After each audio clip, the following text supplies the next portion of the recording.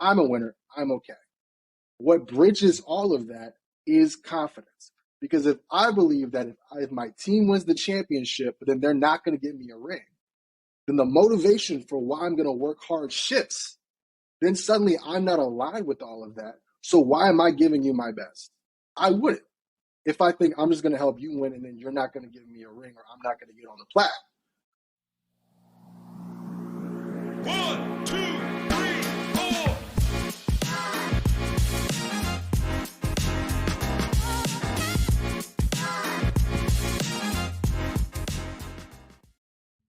Yo, we are back with another exciting topic this week. It's actually our first guest. So how we feeling, fellas? Yeah, this is the very first one, man. We gonna introduce you at the end. So, but how you feeling, fellas? Yeah, I'm actually excited. We're gonna save the best for last for sure. But like the last podcast, I'm still excited. I'm excited about this year. I think there's a lot to be hopeful about, excited about, and it's 2023. It's our Jordan year, by the way. So I expect all of us to have good blessings come, and I feel really good. I'm not gonna lie. I was a little nervous about like what it would be like for us to do our first interview. But considering the fact that we know this person, it takes a little bit of the edge off. So I'm actually excited. And this is a topic that I think we all have are passionate about because it affects people. And I think we all genuinely care about people. And are just people, So I'm excited for the topic and to get his perspective on it. Yeah, 100%. And so before we get into who our guest is, today we are going to be unpacking everything layoffs. And so as many of y'all know, at the time of this recording, Microsoft has done, huge layoffs, I think around, 10 to 12,000. Amazon did 18. Google did another, I believe 10 or so. So it's been happening all across, tech, not only at the beginning of this year, but also going all the way back to early summer, if we're going to be honest. And it's probably just going to continue as the economy, continues to, work itself out.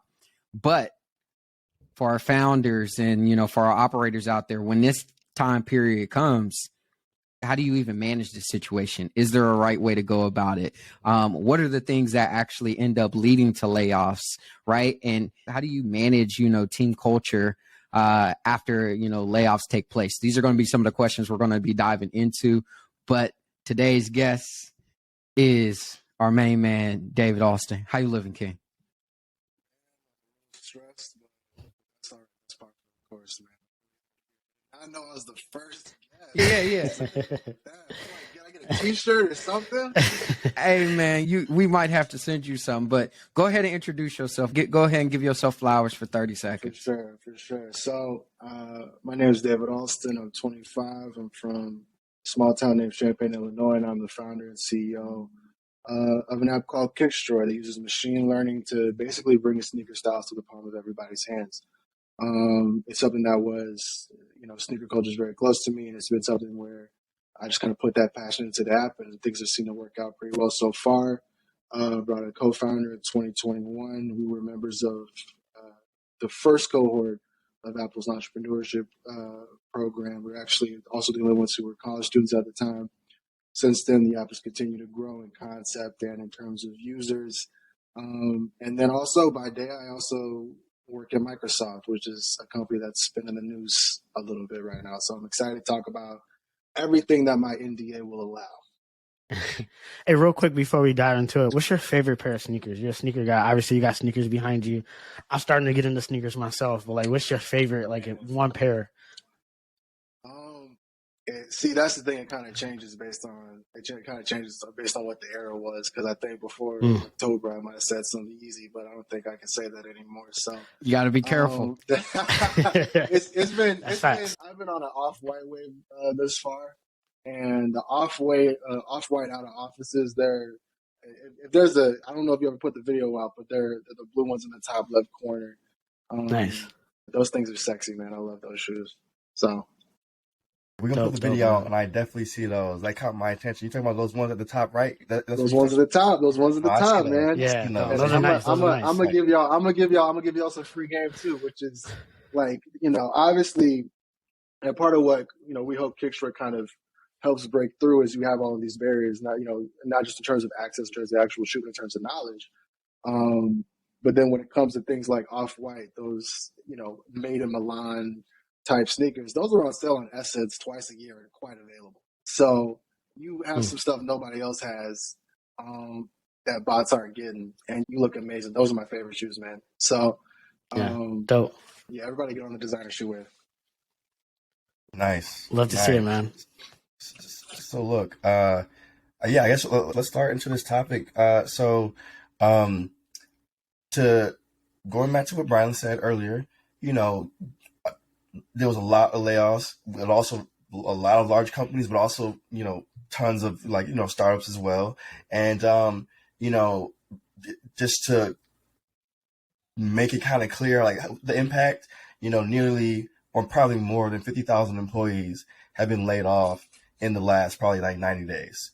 And so it's a large layoff when you compound all the numbers.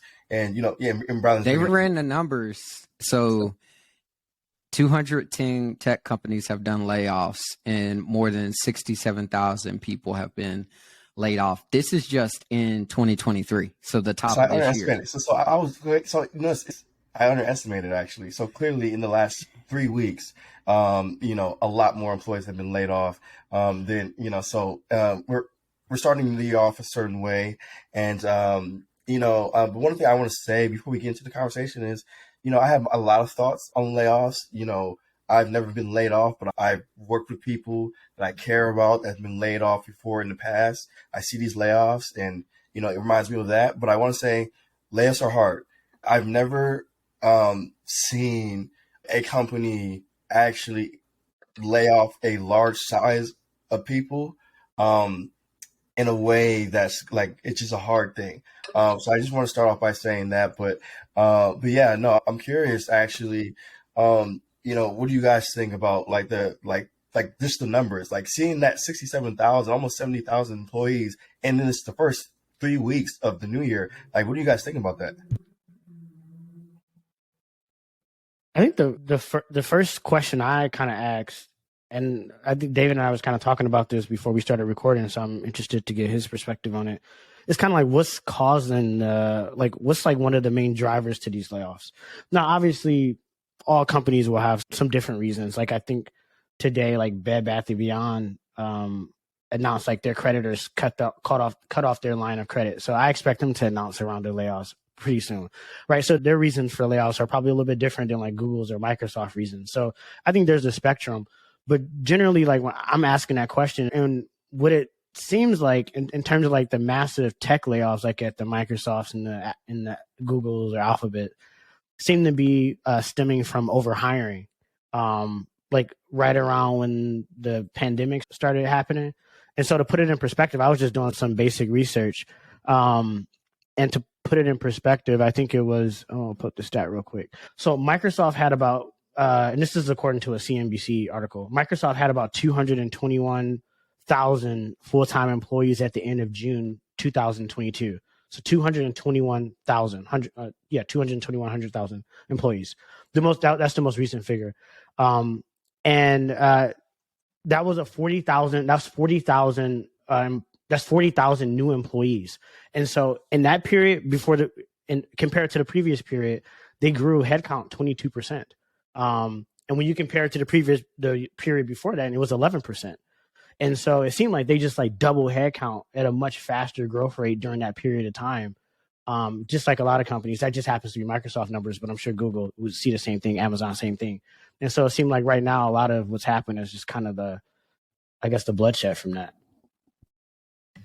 But yeah, David, I'm interested to get your thoughts. You're at Microsoft. What seems to be the sentiment? I mean, look, something that people, all young professionals have talked about is the fact that without a doubt they overhired within the last couple of years. I think the general assumption has been, people saw the wave that was happening. People all in the news were talking about this new reality, talking about how it was about whether or not these tech companies would be ready for this level of demand from a product standpoint in terms of devices, because devices were selling. People were using, Zoom and all of these different things. and they were trying to make sure that they could meet what everyone was seeing as the new world. And then we all came back to reality. I think people thought people would stay at home a little bit more once things got back to normal than they actually wanted to. And because that, conditions changed, and that opened the door to layoffs, having to refocus, having to reorganize, reevaluate. And in the modern world, that's just too many people in a lot of these companies for what they're needing to do. And that refocusing isn't just about, making sure we have the right number of things. It's also the right concepts that we need to be working on, the right topics that we need to be focusing on. We see the change and focus to AI, not just in Microsoft, but we see what's been happening with Google and that in every single company. Sometimes you got to cut some people in order to find what you need, or to be able to do what you need to do. And so I think everything that we've been seeing kind of aligns with that narrative for a while. Nah, 100% agree about that. And like, I think going back to what you were saying about like this new reality, if we just apply a simple, business framework of looking at revenues and costs, people made some really strong assumptions around, like, hey, we're seeing this increase in tech because obviously the policies around COVID and quarantine that led to more revenue. But at the same time, if you think about it, the fact that these offices were closed, they were saving a fuck ton of money.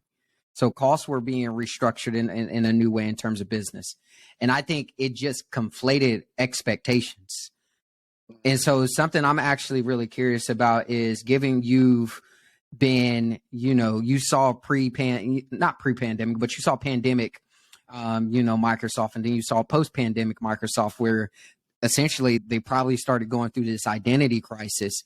What did those months leading up to this large layoff kind of look like internally? Like, how were y'all already starting to reorganize, from a strategy standpoint, any of that? I'm just kind of curious, like, could you see the writing on the wall? If I could see writing on the wall, it wasn't because of anything internal.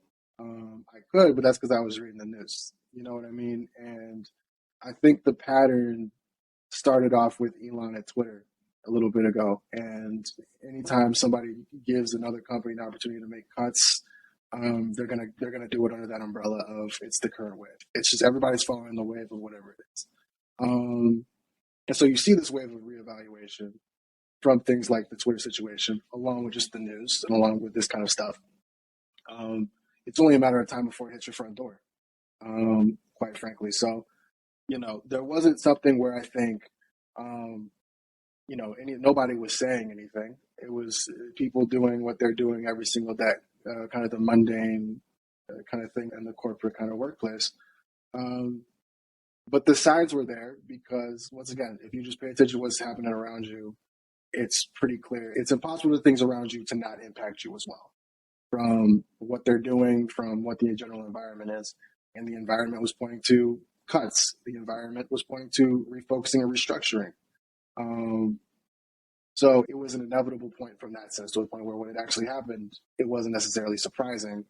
But not because there was some general sense within what was happening that was giving any signs. So it's actually interesting. Around that time when Elon was making those cuts, he got a lot of criticism, a lot of public criticism from a lot of people. He got torched on Twitter, but like also just in traditional journalism, people really went at him for how he did it. Do you think he was right about that? Like, looking back now that like we've had time to like simmer on it, we've seen some of the other responses that other companies are doing. Was he right? Was he right in his actions? And also Twitter, seems to be doing pretty fine with less employees.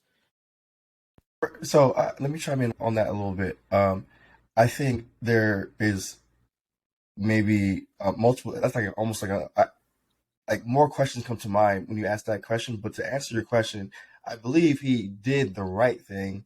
I think it's how he did it that got the that it didn't resonate with people. Now, again, though, at the same time, if I sit in Elon's shoes and he just bought this company, in which case they have not told him a lot of this, information that he's just now finding out. He's, he got a lot of criticism for his first 30 days. When we hire an employee at Safe, we don't, we're not hypercritical in the first 2 weeks of our employee. Like, I think people forget that was Elon's new job. It wasn't like he was at Twitter for months and months or years before that. He literally inherited the company and became CEO and started moving. Now, does that justify how he did it? No. And we can talk about that. But Dre, I do believe that he was right to do the layoffs. But the conversation around the how part, I think, is, where you get a difference of opinions. People feel differently, and that's how kind of like why, like earlier I was saying, like, layoffs are hard. I actually have yet to see, a company that has to lay off people do it in such a way where nobody's almost like offended or blindsided, and so it just leads me to believe that it's just an unfortunate situation. But we can talk about that. I'd love to go into that. I definitely want to talk about that because I think there's so much that we can like just unpack and like share around that. Like, and one of the things, because even with like 7th Ave, one of the decisions that I had to make multiple times to try to get control over cost was like laying off a few team members, and it was on a very small scale. Like, I think we went from that point, like 20 people all the way down to like, 11 and then 11 to 7. But those were still people that had been building with you from day one, been in the trenches, so like the heartstrings are there. And I remember one of the pieces of advice that like I got from one of the guys that we ended up letting go. He was an older gentleman.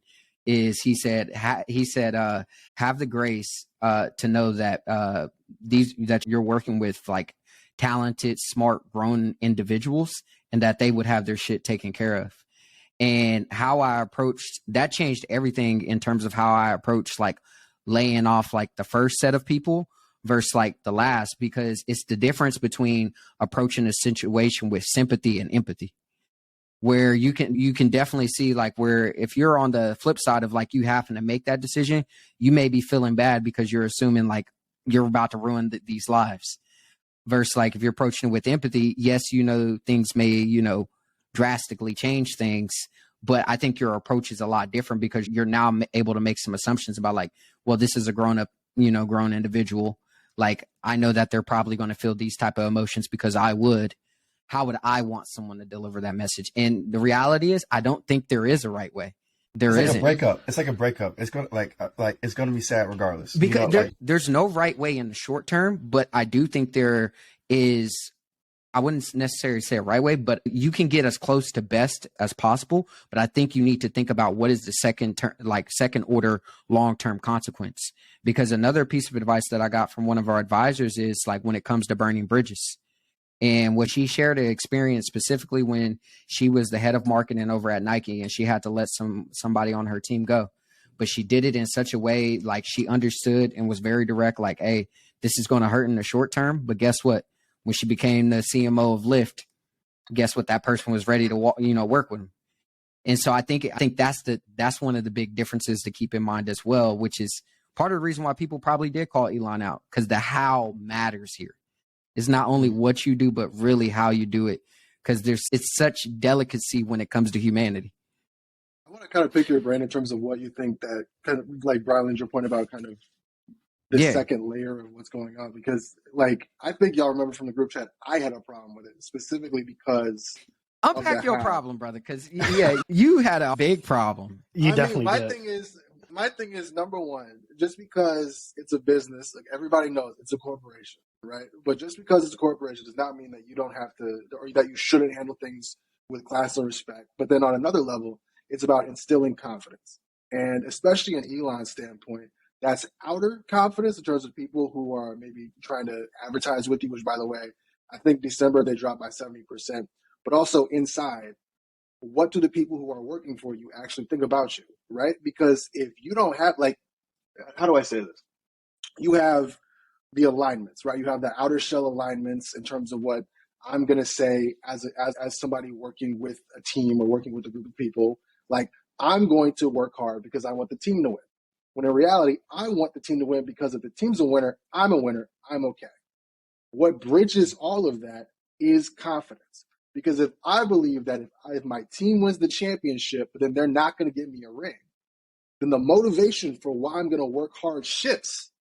Then suddenly I'm not aligned with all of that. So why am I giving you my best? I wouldn't. If I think I'm just going to help you win and then you're not going to give me a ring or I'm not going to get on the plaque. So if I'm Elon and I am in my first 30 days, as Rodney said, I want everybody to understand that if the team wins, you win too. Because if that's the case, then that means that you are going to give me your best versus you're going to tell me you're giving your best and you're just going to kind of give me 50% and then spend the other 50% doing what's best for you as an individual, which might be working on the LinkedIn, working on the startup on the side, writing a book, just reading, just living life, being with your kids. All of that is influenced by confidence that you have in that process, in that system. That if I work hard, the organization wins and I'm okay. And he was not focusing on the confidence in that. And I'm like, that doesn't make logical sense if I'm a team leader in any capacity, entrepreneur, sport, like none of that. The process breaks down. And so when I saw that, it was just unbelievably stupid to me. And then once again, they're still working. They're still running. Like that shit still runs. We have to admit that. But as I just said, I think it was advertising dropped 70% in December. That's still a factor in some of this kind of stuff. Because it's not just that, like, that goes back to external confidence. What do the advertisers think of you? So let me throw this back at you real quick. All right. Okay. So Microsoft's external confidence is out of this roof.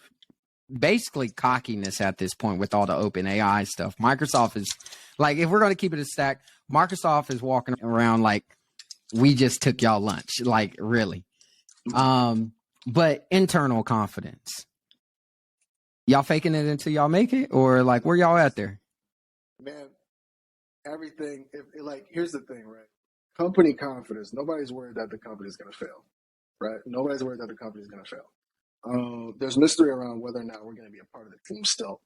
And that's going to exist until the end of March. But Microsoft's in a very good position. Like, objectively, who you can't say that they're not in a good position right now. Everything that you saw in that Satya email that was in TechCrunch or whatever, all that kind of stuff. You didn't because you weren't messing with the external stuff, Brylan. No, I didn't. But basically, like here's the thing. Well, I should say Satya press conference, so don't cancel me. But how would you rate his right How would you rate his communication? It's better than Elon's.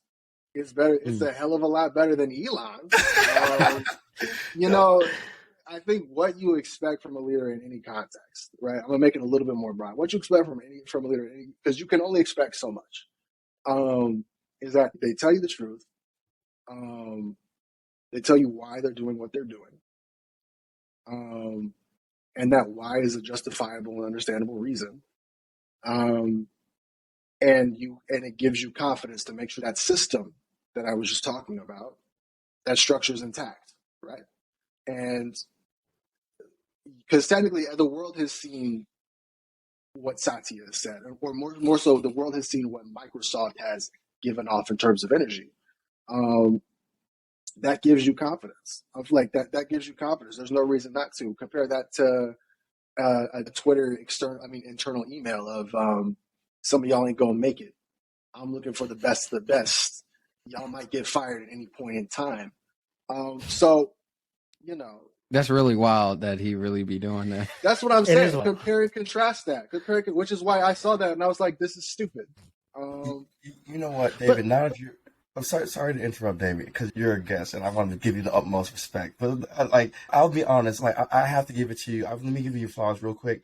Your grasp on culture is you have a lot of clarity on it. I'm not going to lie. The way that you've described culture and the integrity of culture, of company culture, I was sitting here learning just the way, the wording, the outer, confidence, and also the internal confidence, and also, the idea of a group / team as opposed to individual, but also how it all ties together. And I had to just say, you just described that very well. And another thing I want to add though is, what it is that there's two things that I noticed, right?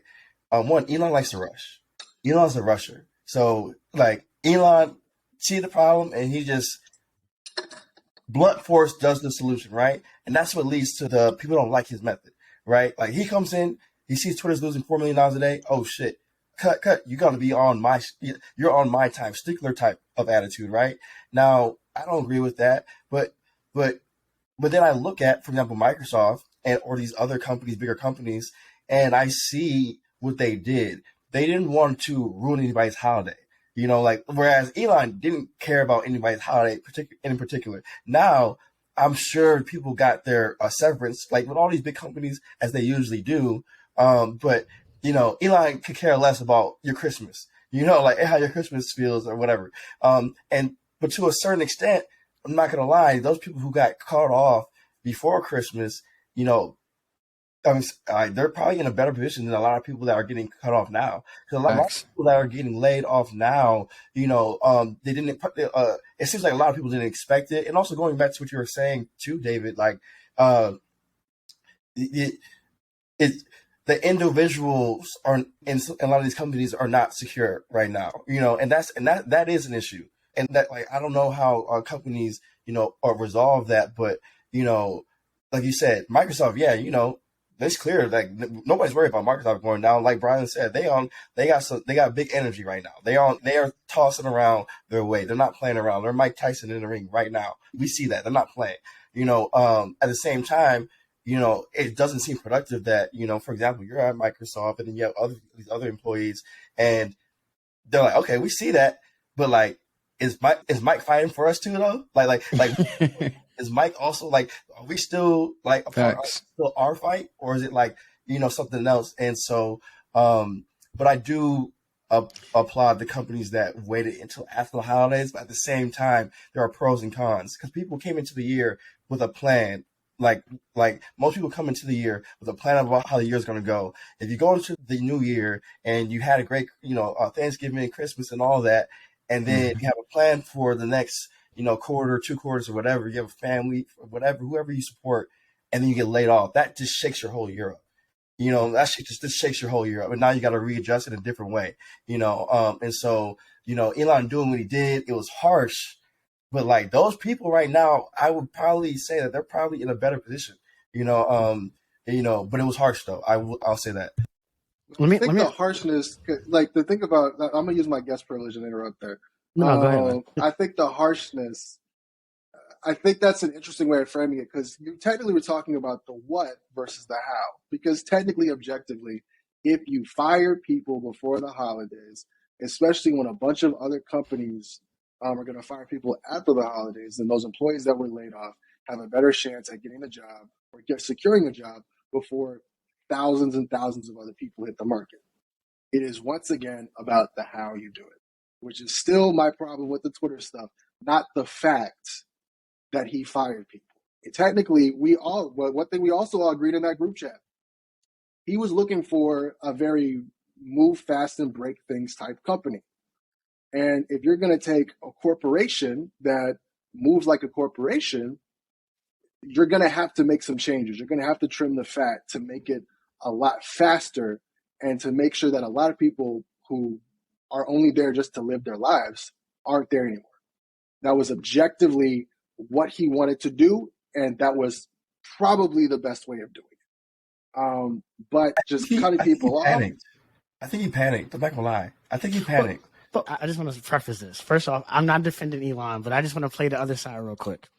I think the difference between like the scenario that Twitter was under and the scenario that Microsoft is in or Alphabet is in or even Meta is in is completely different. We look at the fundamentals of these businesses like a Google, like a Alphabet, like a Microsoft, and the fundamentals of those businesses are very strong, right? The balance sheet of Microsoft is very strong. Their cash position is very strong. Like, this is all public information. These companies are performing fundamentally well. And so the way you can navigate those types of layoffs, you can be a little bit more relaxed about it. You can be a little bit more passive about it. But the reality is Microsoft knew, and a lot of these companies have known for a long time that they were going to make these layoffs. And so when we talk about like what a leader's responsibility is in terms of transparency, I can make the case that, yeah, we can say Elon was harsh, but he came in very clear with a very clear objective about what he wanted, and he communicated that. Now, you know, again, you can argue tone, but if he says, I want the top talent, right? We need to cut costs. I mean, maybe you can say that differently, but at some point you're like kind of like skating around the ice on the reality, which is we need to cut 50% of the team. We just need to do that. Like, that's just the reality. At some point, it's just like, we just got to do this shit. But I just think like fundamentally the businesses were just like constructed differently. So I don't necessarily look at it like Elon Rush, although I do agree, like, again, there's the humanity side. So I wouldn't have done it that way. But I think like when you got a business that's losing that much money, when you are personally responsible and liable for tens of billions of dollars, I don't think any of us know, or anybody, it's not many people that probably know what that pressure is like to have that much debt obligation on you, on top of the fact that his personal debt obligation weighs against all the other public companies that he has. It weighs against Tesla. It weighs against SpaceX. It literally weighs against his other asset holders, and that affects a lot of other people. So I think there's just a different level of grace that Elon should be given there. Hey, hold on, real quick. Actually, Dre, you make a good point. Let me say something. Elon's the scapegoat, but the truth is that the leaders before Elon failed the employees, and they also failed their shareholders. They failed everybody. But Elon's the scapegoat. Now, we had done it like Elon? No. Would Brylan had done it like Elon? No. Would David do it like Elon? No. Would Dre do it? No. I wouldn't have done it that way either. But given the fact that given the fact that he inherited essentially a falling empire almost, it's like he comes in and he sees the house is burning, and it's like, it's hard to, one thing, I understand why, like Dre, you kind of preface what you said by like, you don't want to defend Elon, because it does start to sound that way, even though it's not what you're trying to communicate. Because I feel you on that too. I don't want to defend, his lack of empathy. Like, I do not want to defend that. But there is something to be said about these larger companies. They often do know way ahead of time, and they don't say anything, and they kind of go along with the show. I actually, Dre and David, we were talking about this briefly before the podcast started. Because for me, layoffs, like I don't know if I mentioned it, but like, it definitely is I definitely have personal feelings about layoffs because, for example, I was an early employee at Bird, and, Bird grew very fast. Like, we went from, a couple dozen employees to over 500 employees in like a year, and that's like a lot of people. Like, so that means every single day I'm meeting like literally like 3 new people that are starting, like, it's their first day, and so every day it's like a constant motion. Things are moving fast, et cetera, et cetera.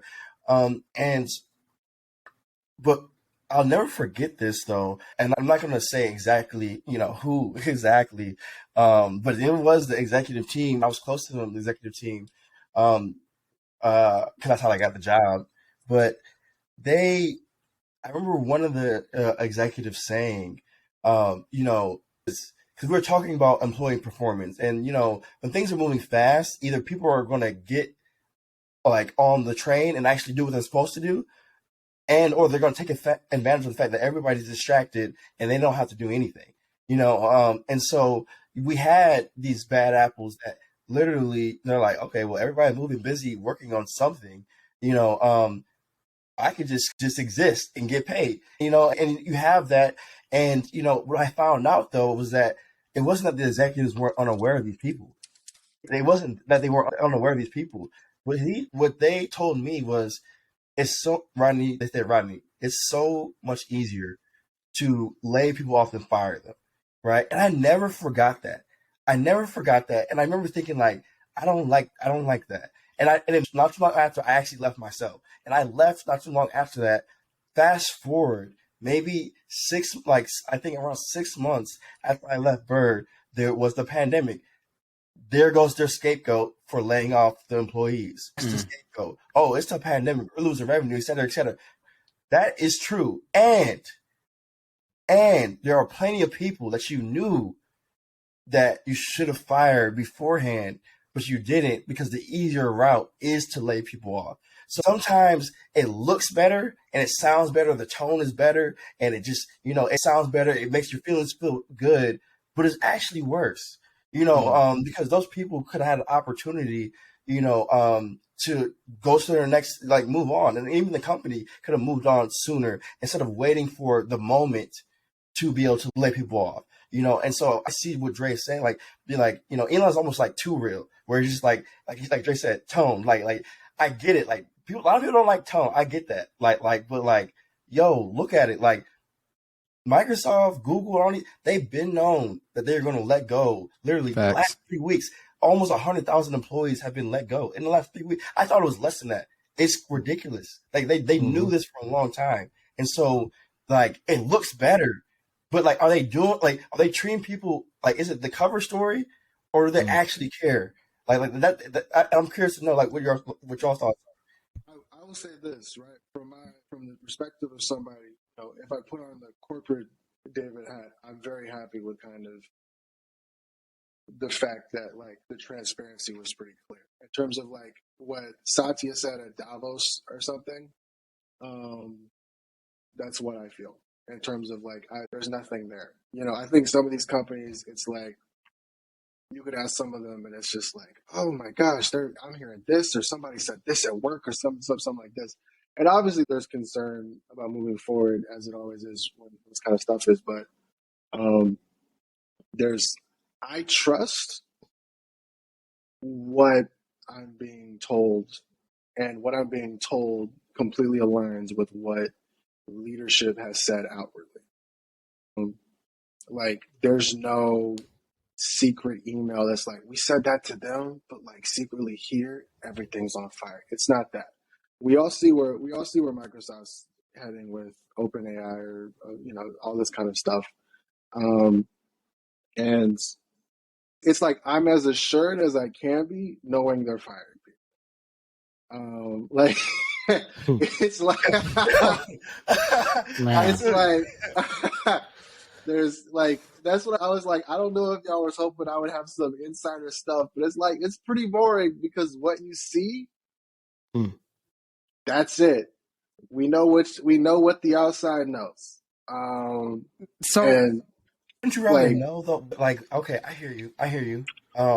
And okay, so that kind of goes back to, like, the individual part. Like, individually, like, you're not sure, like we know Microsoft is good, but individually, like, am I still part of the party? Am I still a part of the rocket? Yeah. You know, like that's that, you know. And but I wonder. My question to you, David, is, don't you want to know that as soon as possible, though? Absolutely. Of course, I want to know as soon as possible. And they know, though. They know. See, Like, if you was at Twitter, you would know already. Elon would have told you.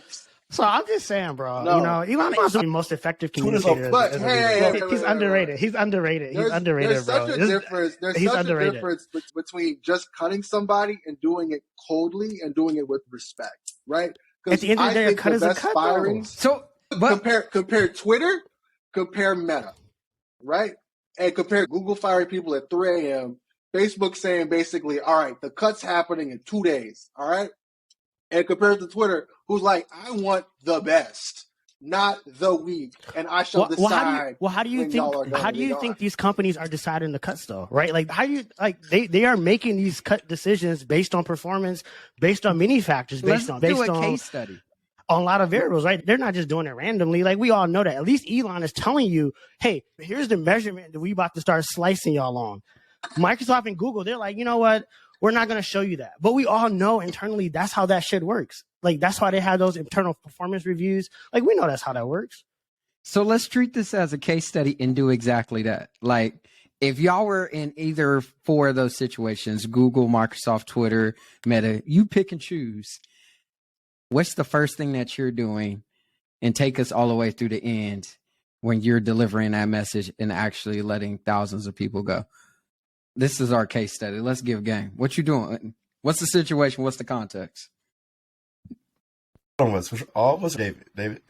All of y'all. I'm curious. Y'all might. We're the ones. Y'all the exec team. Y'all the yeah. We're the exec team. You're the exec team for one of these theoretical companies. So your company either looks like a startup, Series A. It either looks like Twitter or it looks like Microsoft. Okay, got you. I got you. Okay, so difficult because, if, for example, it's all contextual and there's nuance, right? But let's just say that, like, so for example, like in Elon's case, he inherited something last minute before the end of the year. So it's a little bit different the way I'm thinking about it in my mind, and how we run things at our company at Safe. But at Safe, we want to lay people off as early as we can, but also while also providing them the runway to be able to have security. Like we want to make sure people have security. Like that's ultimately like what we want to do. So like essentially we have a policy called no rush, and the reason why we have that and is because it forces us to think really far out, and it forces us to use our resources in a certain way, in which case we're not just moving like really quick. We have to like see things ahead of time, and that's why we're able to move a little bit at a slower pace. And in our case, if we had to lay off people, that's something that I would know, unless some random event happened. Like let's just like, but I would probably know that we got to lay off people. I know, Brylan, you were saying you were struggling with that, et cetera, at some point. And I know most founders struggle with this. Especially early stage founders, of like the idea of, firing somebody that they hired, because they want to give them another opportunity, but then also, they also don't want to like, rock the boat on their livelihood, et cetera. There's multiple things you think about. But I think what you said earlier about empathy, that's what I would think about. And so for me, empathy is, letting somebody go and making sure that they get the feedback if they want it. If they want the feedback, if they don't want it, I'm not going to come out the gate like just saying, because some people don't want to, like, how, like, Dre was saying, like, Elon's outright with the performance, and the other guys are, they're doing the same thing, but not really outright about exactly like the bar, right? I would probably try to approach things like, look, unfortunately, we have to let go a certain amount of people. I'll put a percentage on the company. And any person that is let go, I'm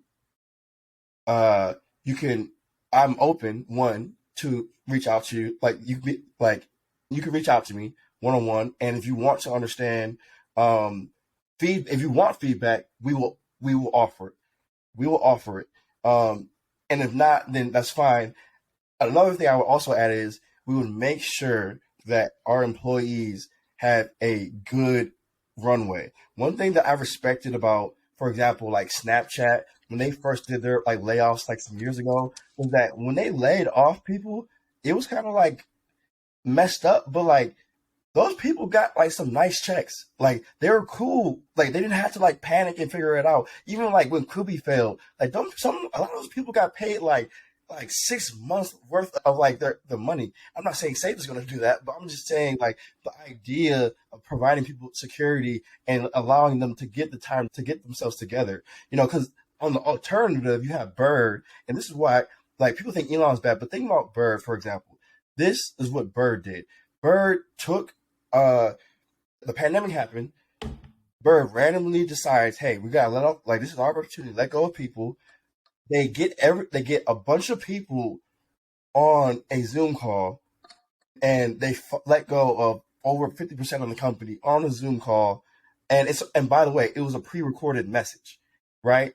And then on top of that, the people that they let go, I didn't even know this until later. And it actually, I'm not gonna lie, it hurt to know my previous teammates went through this, but they gave people 2 weeks they gave people like a month of runway.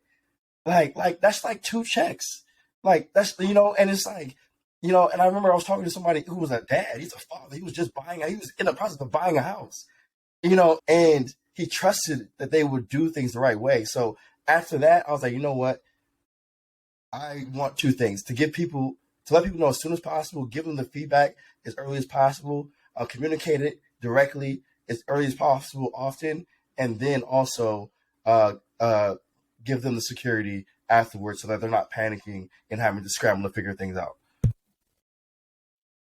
Nah, those were some good principles. I'm actually curious, David, Dre, what are y'all thoughts? And I'm actually curious, how would y'all think about the calculus? How y'all thinking about the math of even justifying something like this type of decision?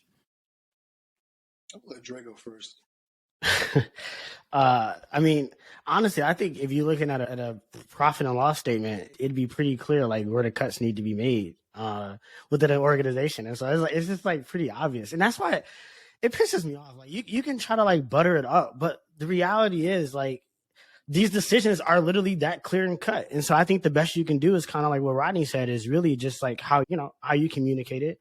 And then if you are in a cash position where you can offer a very generous severance, then you should be able to do that. What if you're not, though? Then if you're not, then you can't make something out of nothing.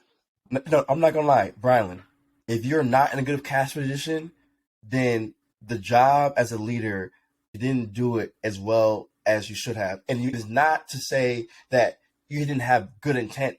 You may, like, I've seen this happen over and over again, where people won't fire people because, one, either they really like these people or they try to give them more chances. And then the cuts happen as like, there's like 2 weeks left for the company left.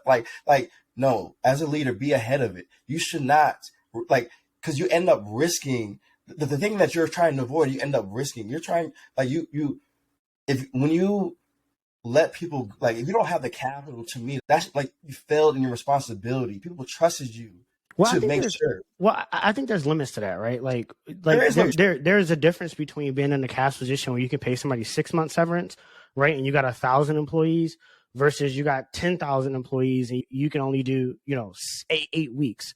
So I think there's just I think it ultimately, comes down to the business. But I think really, look, you got to work within the constraints you have. At the end of the day, I fundamentally believe the businesses fail because of a lot of different bad decisions. So if by the time you even get to that point, there's been a lot of bad decisions that have been made across the board to even put you in that position. So that, that's a whole laundry list of other things that kind of have led up to that.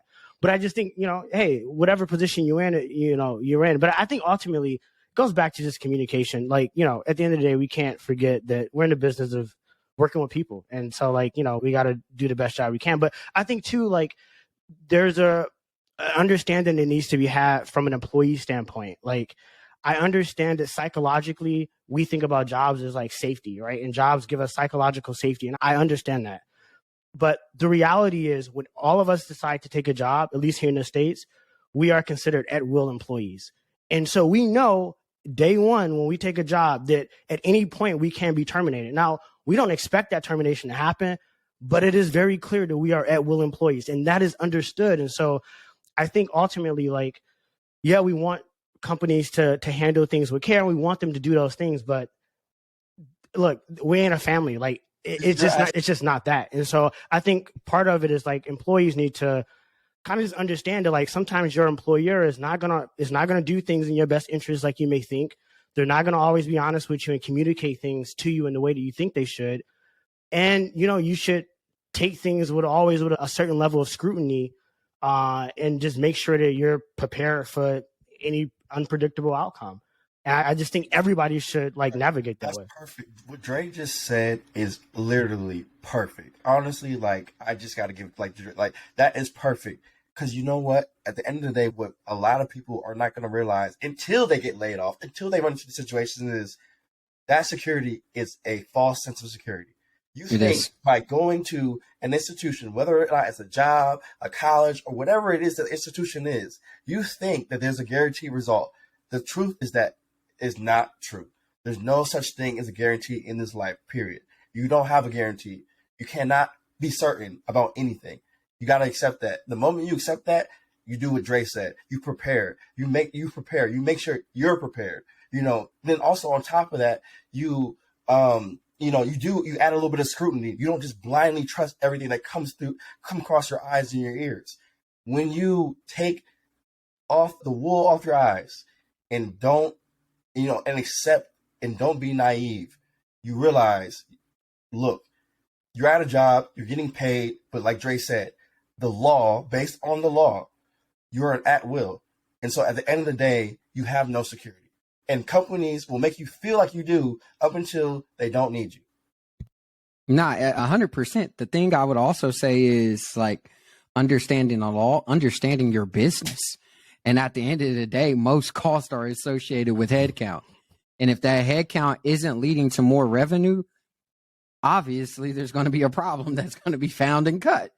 Like like those are the things we just need to be honest about. And I would encourage, like, if you are in that position of, working, at one of these companies or whatever, think more like an owner, right? And I, especially if you have RSUs or any type of equity in these companies, you are an owner.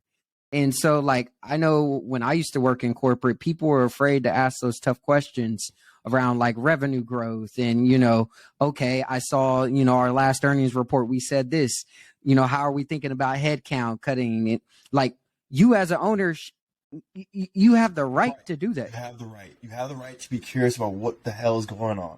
And but yo, David, I'm curious to know how you would handle it now, because we all gave our piece. We all gave our piece. But what's up?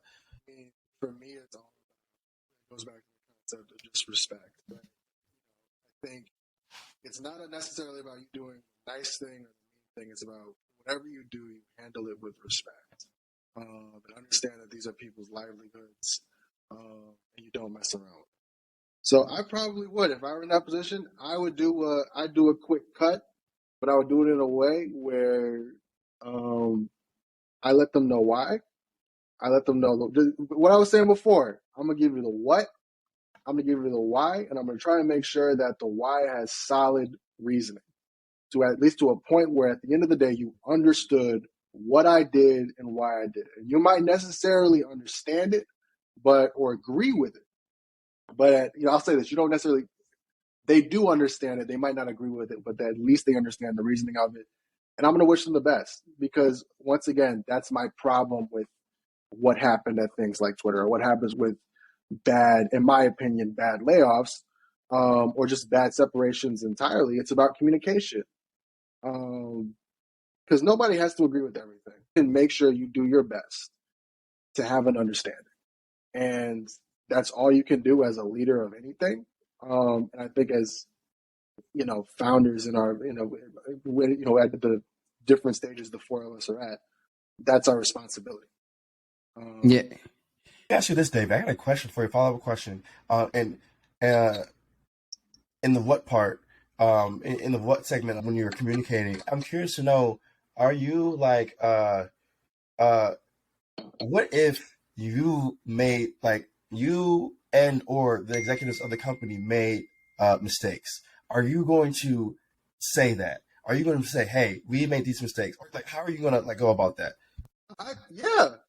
Didn't Mark Zuckerberg do that in his statement? He said, I screwed up. I mean, I feel like there's this thing with projecting strength all the time, which, sure, some people do that. But in my opinion, what makes a good leader is somebody who, if I mess up, I will acknowledge it. Because that means that you can trust that no matter what, if I say we go in this way, I'm not going to gaslight you into thinking that that I didn't do something wrong. I will say, as the leader, whatever happens, the buck stops with me. It doesn't stop with anybody else. It's not that I only get credit for the good decisions. I also get credit for the bad decisions, the mediocre decisions, every decision. And when it comes to firing people, I absolutely need to take responsibility for that. I absolutely need to give the reason, even if it means that somebody's livelihood is now at risk because I made a bad decision. In my opinion, it's my responsibility to let them know that I understand the scale, I understand the magnitude, and that it's not something that I take lightly. It's not just like, oh, we love all of our family, but we just decided to, it's so sorry, we're refocusing our efforts. No, I screwed up. That's my fault. I apologize. I have to make this decision. Fuck with that. You basically saying you're going to stand on it. You're going to stand on the actions that you did, and you'll say, look, I fucked up, and this is what it is. You're not going to run from it. You'll take accountability. You will say it.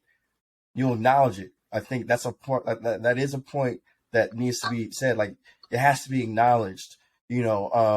Otherwise, people will question. They'll question you as a. They can't really trust you. And yeah, I think that is. I agree with the idea of, like, not always trying to project strength all the time. Because that's typically just like delusion and ego. You don't have to always act strong. You know what I'm saying? Like you don't always have to, especially in times like this with people livelihoods and, are being affected, and not just the employees either, the families of the employees, but also even the stockholders. For example, there's somebody's grandma that has trusted their, 19-year-old, a grandson to take, 30% of their retirement and throw it into Twitter. So it's so many people that are affected by these decisions, and you got to be able to own that and hold that responsibility. And very few people will be in the founder's position where they have to think about. Very few people will be in that position. But you know what I'll say, David? I'm excited for everybody that ends up working for you in your company and your journey, because I can say right now, based on what you have described, you have a very clear mind around culture. And I think you have that, you start better. You start off in a better place. Not to say you're not going to make any mistakes, but you just start off at a better place. So I respect that, man. I expect to make a bunch of mistakes. Like, that's part of it. That's how I'm supposed to grow, my guy. Yeah, something else that I would add on top of what both of y'all were saying is, I think also like the mode of communication, that the medium of communication people choose is also important for leaders to take accountability around, because you can lay out your message as perfect as you can, but I think it hits a little bit differently if you do it via email or if it's a phone call and I deliver this, voice to voice.